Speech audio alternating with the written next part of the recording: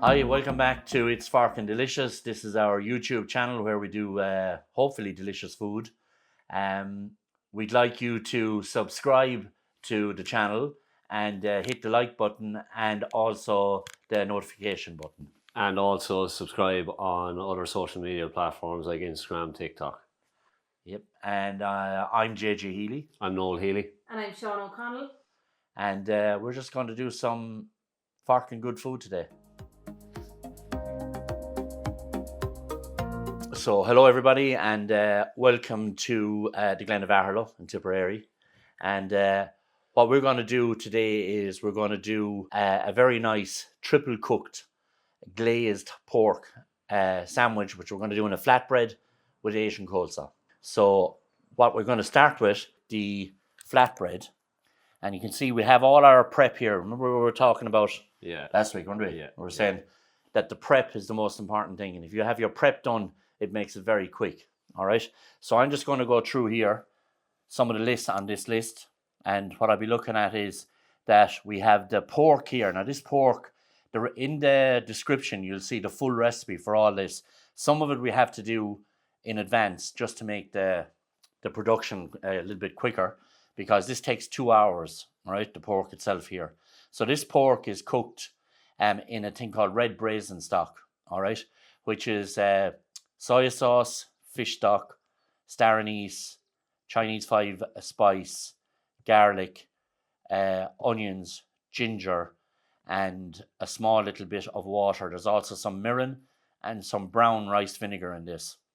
So it's simmered in that stock for about 2 hours. Then it's turned off, the lid is put on it, and it's set cool in the stock. All right. So this could all be done the night before, right?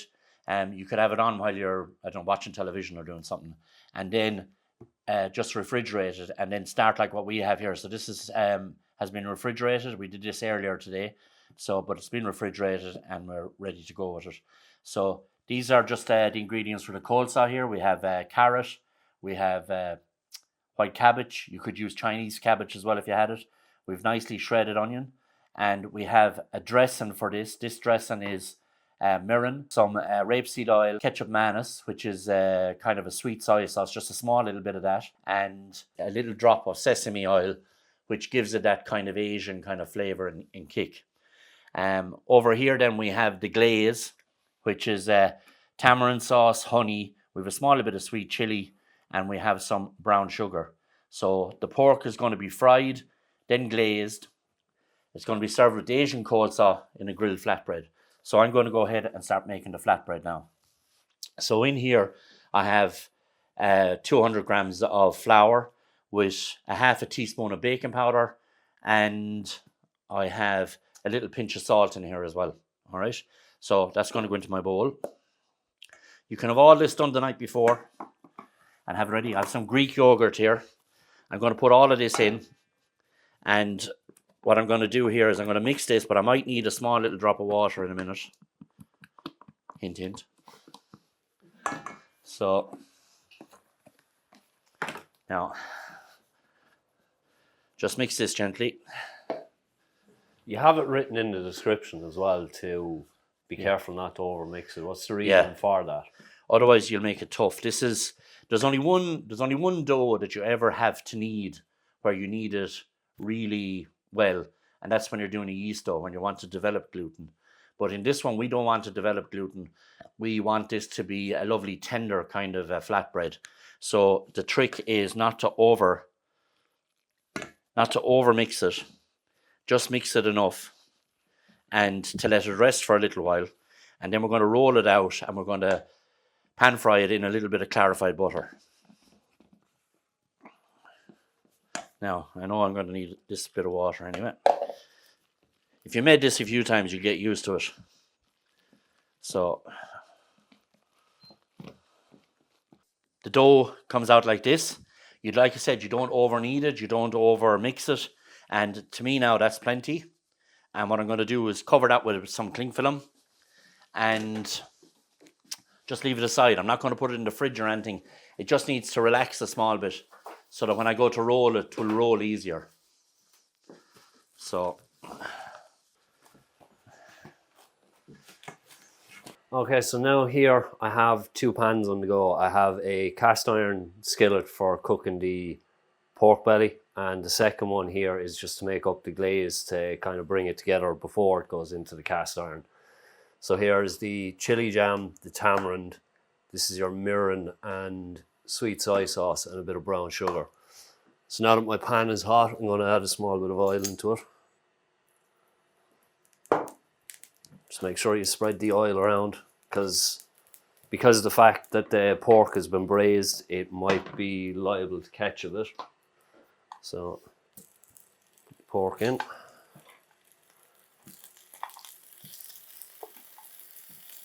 You want to make sure that you leave gaps between the pork as well, because if it's all together, it might start to sweat and stew a little bit. Okay. So now I'm going to start getting the glaze on the go.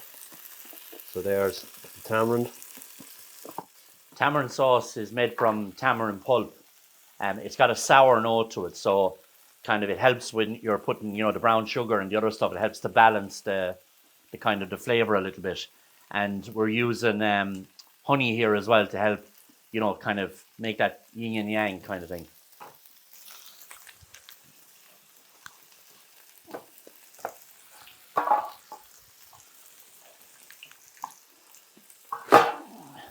Okay, so that's all the ingredients in now for the glaze.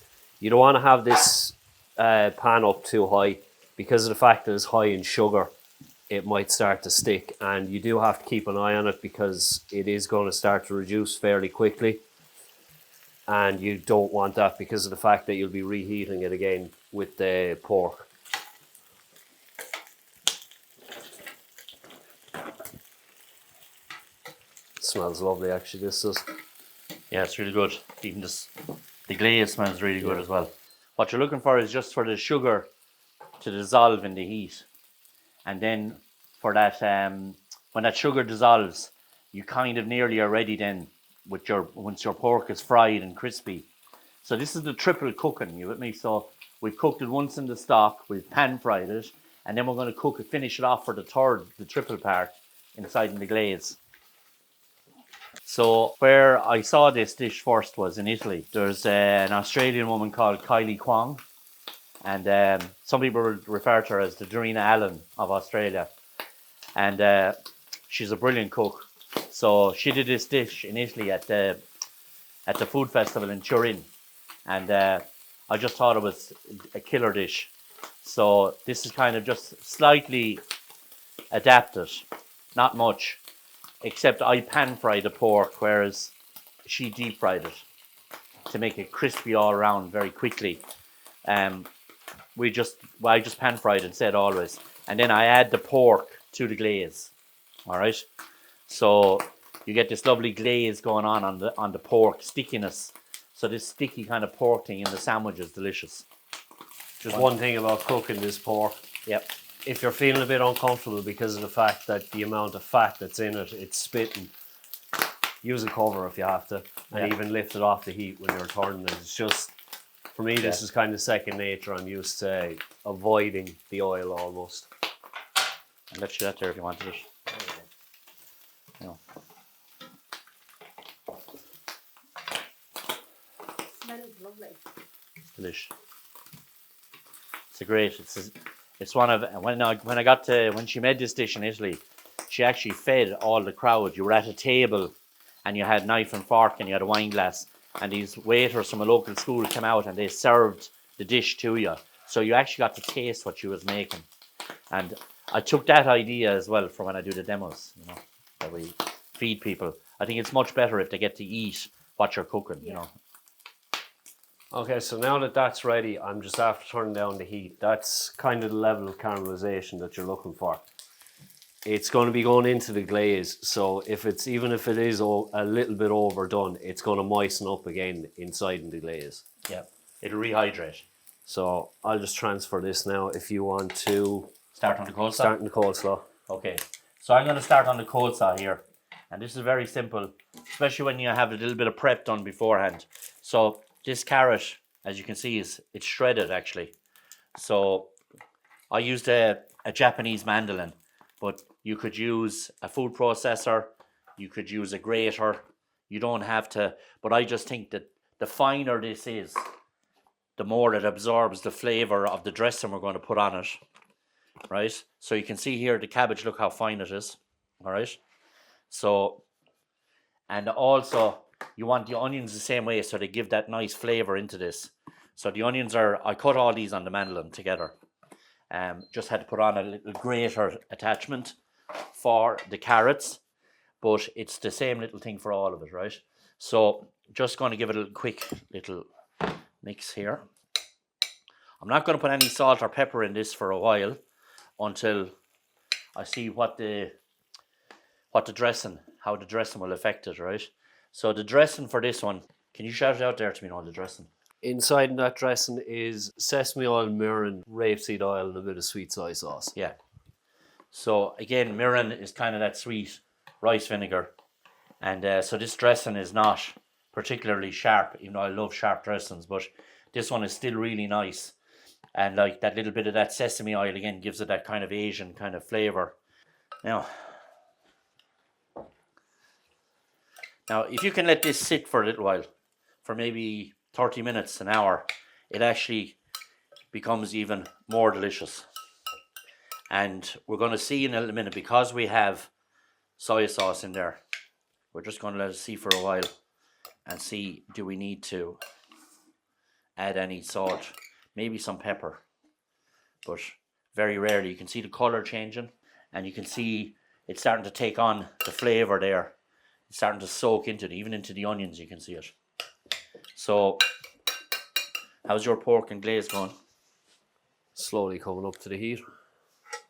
So just here as well, we didn't explain, to the side, we have a pot with some butter melting.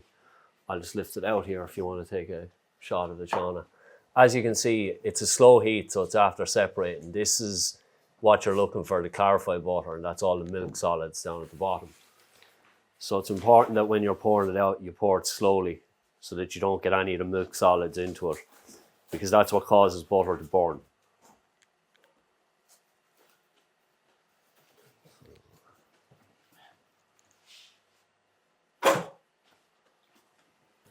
So now, there's the two parts that you have.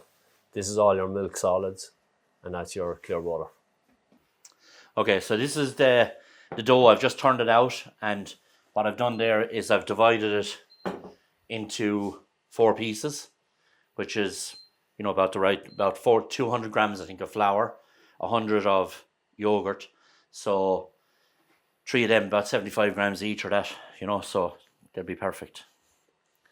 So what we're looking for here now is that I roll this very gently.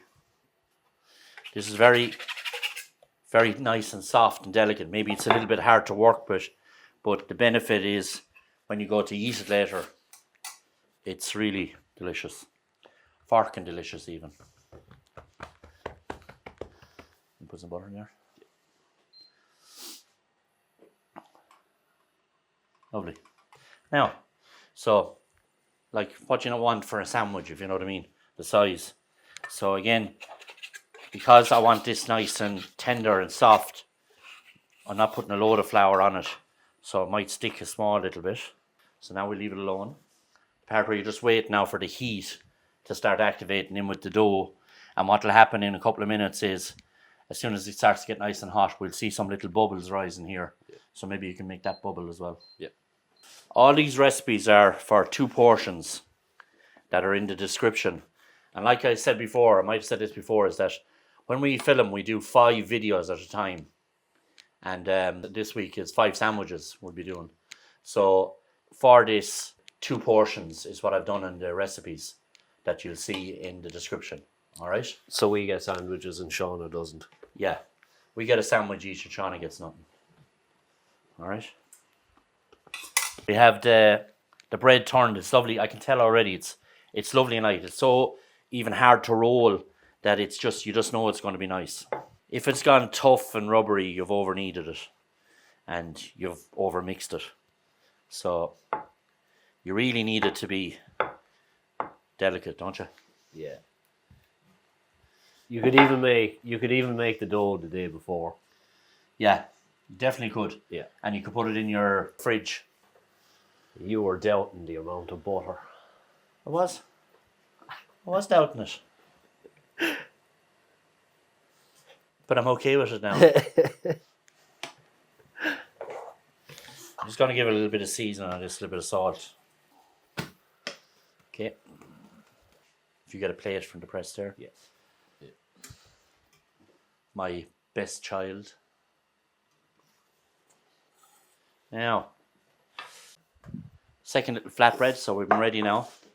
So I think we're ready to assemble Yeah, we're everything, pretty aren't much we? ready to assemble them now. Yeah. I've had this as well, just on a low heat Yep. while the flatbreads were cooking, just to keep the warmth in it, but to stop it from over reducing to a syrup. Yeah. So I'm going to turn it back up now. I'm just marking these just to say what the centre will be. So that like we'll fold them like that, you with me? So now I'm just going to taste a small little bit of this just to see does it need any pepper or anything. I'm just going to put a bit of black pepper. This is actually lovely and fresh.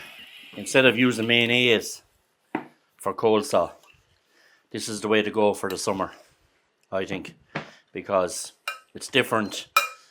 It has really a lovely crunchy taste, and also you get the sweetness of the onion, the sweetness of the carrot a bit. It's just a nice combination. So, oh, the glaze is more.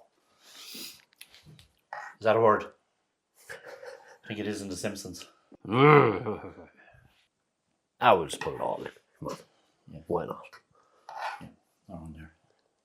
Now, a little drizzle, I think. Just a small, because it actually glazes sticking to this really nice now. So, now, so this is our sandwich. So we're just going to give it a little press. We might have been a bit over adventuresome on the meat in this one. Never. But I think it's a good thing. Now you could put coriander on this, but I hate coriander. I just find it overpowers everything. But you could just as easy a little sprinkle of coriander on this. So that's our little pork sandwich on grilled flatbread. And oh, it's Forkin delicious. Right, so we're gonna try this. I'll take the biggest one. Tell me that's not Forkin delicious. Can't talk, mouth full. Okay. The pork belly is pure tender. The sauce is sweet. The little tang of the coleslaw thing underneath. In the words of someone we know, Flavor Town. Oh yeah. Definitely. Big time. Big time. Yeah. You keep talking, I'm just going to keep eating this. Okay. Right. So that's our triple cooked pork belly with Asian coleslaw on grilled flatbread.